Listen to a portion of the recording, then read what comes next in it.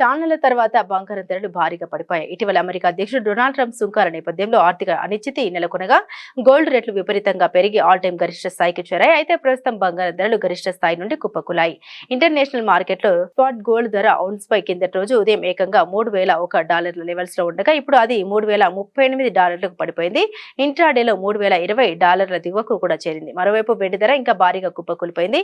$33 స్థాయి నుండి $29.62 చేరుకుంది. దేశీయంగా కూడా ఇటీవల కాలంలో ఎన్నడూ చూడని విధంగా బంగారం రేట్లు దిగొచ్చాయి. హైదరాబాద్ లో 22 క్యారెట్ల బంగారం ధర ఒక్క రోజులోనే 1600కు పతనమైంది. దీంతో ఇప్పుడు తులం బంగారం రేటు 84,000కు పడిపోయింది. మరోవైపు 24 క్యారెట్ల గోల్డ్ రేటు 1740కు తగ్గడంతో ప్రస్తుతం 10 గ్రాములకు 91,640కు చేరుకుంది. దేశ రాజధాని ఢిల్లీలో కూడా బంగారం ధరలు భారీగానే దిగొచ్చాయి.